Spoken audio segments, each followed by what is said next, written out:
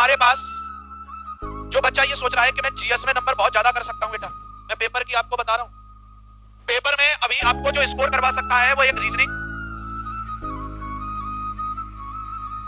दूसरा मैथ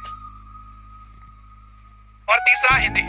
क्योंकि SSC GD में ज्यादातर 80% बच्चा हिंदी को प्रेफरेंस देता है, 20% ही बच्चा होगा जो इंग्लिश को प्रेफरेंस देता है। जिसकी इंग्लिश अच्छी होती है वो सीपीओ, सीएचएसएल, सीजीएल इनकी तैयारी के ऊपर निकल जाता है, वो एमटीएस या सॉरी एसएससी जीडी के बारे में सोचता भी नहीं है। तो मैं आपको बता रहा हूं 80% बच्चा जो आपको मिलेगा वो कौन सा मिलेगा? हिंदी वाला। Is that clear? 20% बहुत रेयर दूसरे स्टेट का बच्चा जिनकी इंग्लिश बहुत अच्छी होती है वो भले दे ले, अपने यूपी का तो नहीं देने वाला।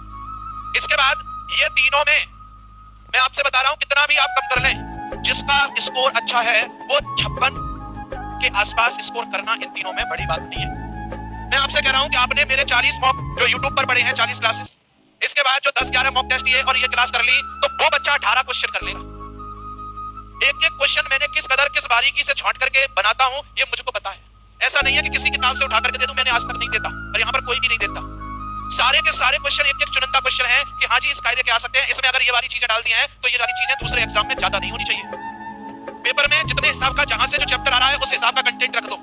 इस तरीके के यहाँ पर आपका पेपर आपका मॉक बनाया गया है और मैं आपसे कहता हूं कि आप 80% नहीं आप 100% भरोसा हम पर करके जाएंगे और आपकी 100% मेहनत होगी तो मैं आपका कहता हूं कि आपका 100% ही सिलेक्शन होगा।